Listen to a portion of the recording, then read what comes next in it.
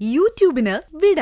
സൂര്യയിലെ എല്ലാ പരമ്പരകളും സംരക്ഷണത്തിന് ശേഷം തികച്ചും സൗജന്യമായി സൺ നെക്സ്റ്റ് ആപ്പ് ഡൗൺലോഡ് ചെയ്യൂ. കണ്ടാസ്വദിക്കാം നിങ്ങളുടെ പ്രിയ പരമ്പരകൾ.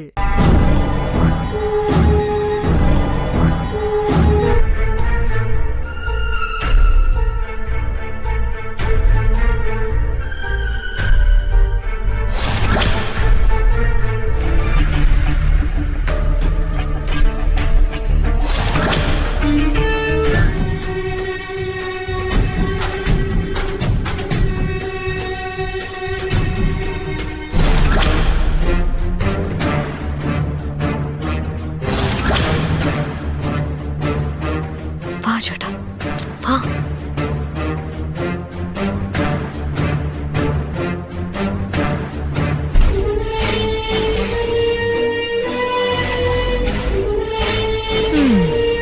ഈ മുറിയിൽ ഞങ്ങൾ ഒളിഞ്ഞു നിൽക്കുന്നുണ്ടെന്ന് നിനക്ക് മനസ്സിലായല്ലേടി? കൊടും ക്രിമിനലുകളെ വരെ തോൽപ്പിക്കുന്ന മനസ്സും ബുദ്ധിയാ നിനക്ക്. ഒരു സ്പെസിമനായി പഠിക്കാൻ കൊടുത്താ സ്കോട്ട്ലാൻഡ് പോലീസിന് വരെ ഇഴ കീറി പരിശോധിക്കാൻ പറ്റുന്ന ടൈപ്പ്. പക്ഷേ നിന്റെ അടിവേരിളക്കാൻ പറ്റുന്ന ഒന്ന് ഞങ്ങളുടെ കൈ കിട്ടിയിട്ടുണ്ട്. ഇത്തവണ നിന്നെ ഞങ്ങൾ മിണ്ടിപ്പിക്കും, നോക്കിക്കും. ഇവിടെ എന്തൊക്കെയാ ഈ പറയുന്നേ? എന്ത് മാങ്ങത്തൊലി കിട്ടിയെന്നാണാവോ?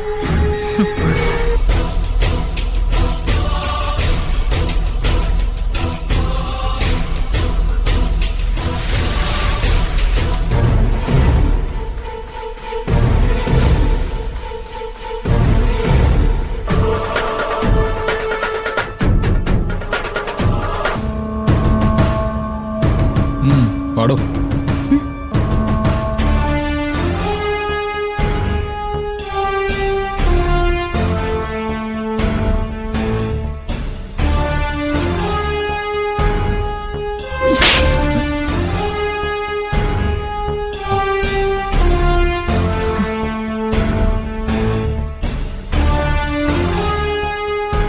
നിനക്കേ അപ്പ ഉള്ളത് കൃത്യമായിട്ട് തന്നില്ലെങ്കിൽ ശരിയാവില്ല. കണക്ക് വെച്ചാ തെറ്റിപ്പോ.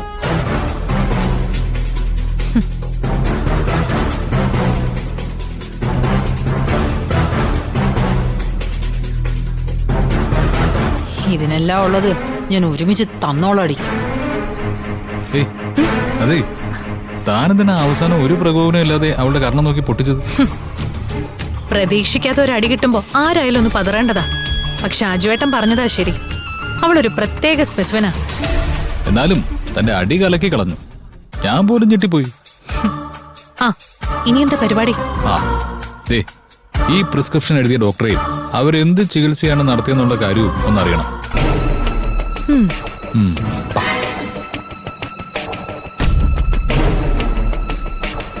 ഒന്ന് കൈയെടുത്ത് തടവാന്ന് വെച്ചാ അനങ്ങുന്നുണ്ടോന്ന് നോക്കാനായിട്ട് ഇനി തിരിച്ചു വരില്ലെന്ന് എന്താ ഉറപ്പ്? ഇതൊരു വേദനയത്.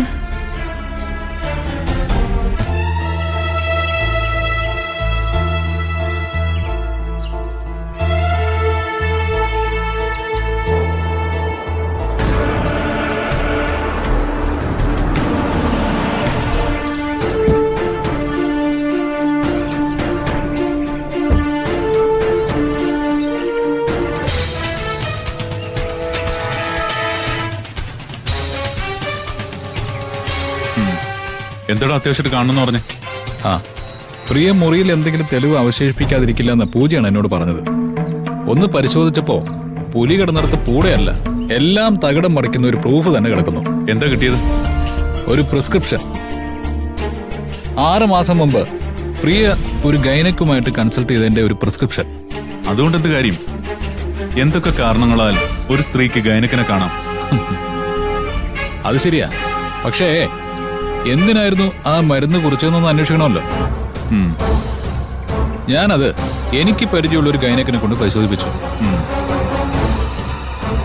3 മരുന്നുകളാണ് പ്രധാനമായും സുനിത ചന്ദ്രശേഖർ കുറിച്ചിട്ടുള്ളത്. അതിൽ ആദ്യത്തേത് സാധാരണഗതിയിൽ ഉപയോഗിക്കാറുള്ളത്. യു മീൻ പ്രഗ്നൻസിക്കുള്ള തയ്യാറെടുപ്പിന് മുമ്പ് എഗ് പ്രൊഡക്ഷൻ കൂട്ടാനായിട്ടോ? യെസ്. പിന്നെ 2 അഡീഷണൽ മെഡിസിൻ കൂടെ പുള്ളിക്കാർ എഴുതിയിട്ടുണ്ട്. അതുപയോഗിക്കുന്നത് ഈ ഓവറിയുടെ ഫങ്ഷൻസ് സ്റ്റിമുലേറ്റ് ചെയ്യാൻ വേണ്ടിയിട്ടാണ്. അതിനോടൊപ്പം അതായത് ഒരു കാരണവശാലും പ്രഗ്നൻസിക്കുള്ള സാധ്യത ഇല്ലാതെ വരരുതെന്ന് ഉറപ്പിക്കാൻ വേണ്ടിയിട്ടാണ് ഈ മരുന്നുകൾ കുറിച്ച് കൊടുത്തിട്ടുള്ളത്. വൈ ദിസ് മെഡിസിൻസ് ടു പ്രിയ? അതാണ് എന്റെയും ചോദ്യം. എന്തിനാണ് മെഡിസിൻസ് പ്രിയയ്ക്ക് കുറിച്ചു കൊടുത്തത്? സാധാരണ വിവാഹം കഴിഞ്ഞ് കുറെ കാലം കുട്ടികളില്ലാതിരിക്കുന്ന ദമ്പതികൾക്ക് കുറിക്കുന്ന ഈ മരുന്ന് എന്തിന് പ്രിയയ്ക്ക് കുറിച്ചു കൊടുത്തു? അത് നമുക്ക് ആ ഡോക്ടറുടെ തിരുമുഖത്ത് നിന്ന് നേരിട്ട് കേൾക്കാം. പക്ഷേ ആ ചോദ്യം ഞാൻ ചോദിച്ചാൽ ഡോക്ടർ ഉത്തരം തരണമെന്നില്ല. മനസ്സിലായി. നമുക്ക് പോലീസിന്റെ വഴിയെ തന്നെ ഒന്ന് പോയി നോക്കാം അല്ലേ? യെസ്, ഞാൻ കിരണിനെ വിളിച്ചത് അതുകൊണ്ടാ. ശരി, എന്നാൽ നമുക്ക് ഒരുമിച്ച് ഇപ്പൊ തന്നെ പോയാലോ? ആ, ഉറപ്പായി. അവര് ക്ലിനിക്കിൽ തന്നെ ഉണ്ടോന്ന് ഞാൻ ഉറപ്പുവരുത്തിയിട്ടുണ്ട്. തന്റെ കാറിൽ പോവാം. ആ, ഡോ ജീപ്പ് സ്റ്റേഷനിൽ കൊണ്ടിട്ടേക്ക്. ശരി സാർ. വാ കിരൺ.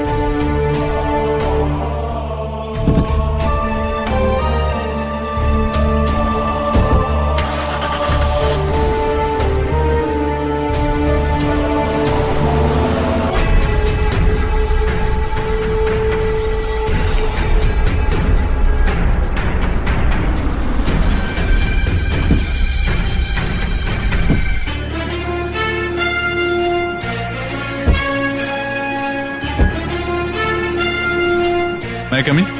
Yes come in. എന്റെ പേര് കിരൺ, റൂറൽ SP ആണ്. ഇരിക്കൂ. ഞാൻ അർജുൻ ആനന്ദ്, അഡ്വക്കേറ്റ് ആണ്. യെസ്, എന്താ വേണ്ടത്? ഡോക്ടർ, ഞങ്ങളൊരു കേസ് അന്വേഷണത്തിലാണ്. ഡോക്ടറോട് ഒരു ഹെൽപ്പ് വേണം. അയ്യോ, എനിക്കിന്ന് നല്ല തിരക്കുള്ള ദിവസമാണ്. നിങ്ങളൊരു അപ്പോയിന്റ്മെന്റ് എടുത്തിട്ട് വരൂ. ചെല്ലു. ഉള്ള ജീവൻ പിടിച്ചു നിർത്താനുള്ള പെടാപ്പാടൊന്നും അല്ലല്ലോ ഡോക്ടർ ഇവിടെ ചെയ്യുന്നത്. ഒരു പുതിയ ജീവനെ ഭൂമിയിലേക്ക് വിളിച്ചുകൊണ്ടുവരുന്നതിനുള്ള സഹായമല്ലേ? ഒരൽപ്പം വൈകിയാലും സാരമില്ല. ഡോക്ടർ നമ്മളെ സഹായിക്കും സാറേ, ഉറപ്പാണ്. എന്താ നിങ്ങൾക്ക് വേണ്ടത്? ഒരു പ്രിസ്ക്രിപ്ഷൻ കാണിക്കും. അത് കാണുമ്പോൾ ഡോക്ടർക്ക് ഒരു കഥ ഓർമ്മ വരും. ആ കഥ ഞങ്ങളോട് പറയണം. നിങ്ങളെന്താ ഭീഷണിപ്പെടുത്തുവാണോ? അയ്യോ, ഇതുവരെ ഇല്ല. പക്ഷെ സഹകരിച്ചില്ലെങ്കിൽ ചിലപ്പോൾ ഭീഷണിപ്പെടുത്തേണ്ടി വരും. ഫെർട്ടിലിറ്റി ചികിത്സയുടെ പേരിൽ ഡോക്ടർ നടത്തുന്ന മുഴുവൻ തട്ടിപ്പിന്റെയും വിവരങ്ങൾ ഞങ്ങളുടെ കയ്യിലുണ്ട്. അതുകൊണ്ട് ദേ, ഈ പ്രിസ്ക്രിപ്ഷൻ ആദ്യം നോക്കിയട്ടെ.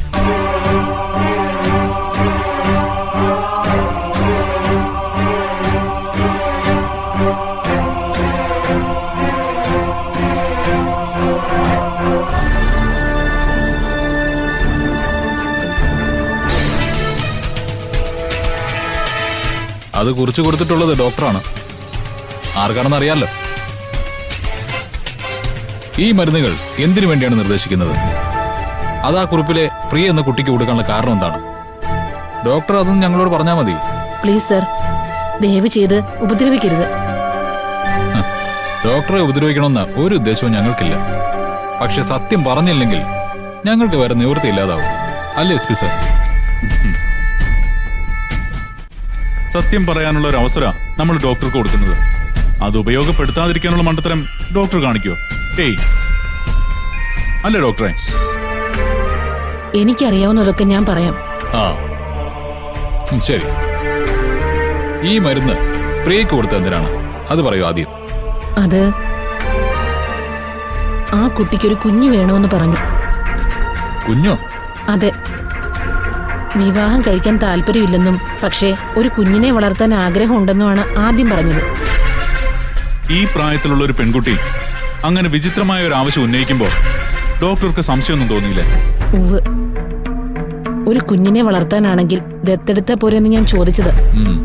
അപ്പൊ അവള് സ്വന്തം കുഞ്ഞു തന്നെ വേണമെന്ന് പറഞ്ഞു അല്ലേ? അതെ, ആ കുട്ടിക്ക് പ്രസവിച്ചേ മതിയാകൂ എന്നായിരുന്നു. അപ്പോ ഡോക്ടർ ആർട്ടിഫിഷ്യൽ ഇൻസെമിനേഷൻ സജസ്റ്റ് ചെയ്തു അല്ലേ? പറയണം. അതെ. സ്പേം ബാങ്കിൽ നിന്ന് ഡോക്ടർ തന്നെ ബാക്കി എല്ലാ കാര്യങ്ങളും അറേഞ്ച് ചെയ്തിട്ടുണ്ടാവും അല്ലേ?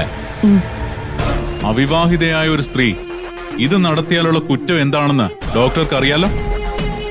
എന്തായാലും ഈ ലൈസൻസും വെച്ച് ഡോക്ടർ ഇനി ചികിത്സിക്കണ്ട. അയ്യോ, ഉപദ്രവിക്കരുത്. ഞാൻ നിങ്ങളുടെ കാല് പിടിക്കാം. ഞാൻ അങ്ങനെ ചെയ്യുന്ന ഒരാളല്ല. ഒരുപാട് തവണ ആ കുട്ടിയോട് പറ്റില്ലെന്ന് ഞാൻ പറഞ്ഞതാ. പക്ഷേ ഓഫർ ചെയ്ത തുകയുടെ വലിപ്പം ഡോക്ടറുടെ എത്തിക്സിനെ മറക്കാൻ പ്രേരിപ്പിച്ചു അല്ലേ? ഡോക്ടർ കൃത്രിമമായി ഉണ്ടാക്കി കൊടുത്ത ഗർഭവും പേറി അവൾ വന്നു കയറിയത് എന്റെ വീട്ടിലേക്കാ. എന്റെ അനിയനാണ് അതിന് ഉത്തരവാദി എന്ന് വരുത്തി തീർക്കാൻ. ഒരു ഗർഭസത്യാഗ്രഹം അറിയാവോ? അതൊന്നും എനിക്കറിയില്ല. ഞാൻ പറഞ്ഞില്ലേ, ഞാൻ പിന്നെ കുട്ടിയെ കണ്ടിട്ടില്ല. ഓക്കെ, ശരി. ഞങ്ങള് ഡോക്ടർക്കെതിരെ ഒരു നടപടിക്കും മുതിരുന്നില്ല. പക്ഷെ ഡോക്ടർ ഒരു കാര്യം ചെയ്യണം. ഇതെല്ലാം പ്രിയയുടെ മുന്നിൽ വെച്ച് പറയണം.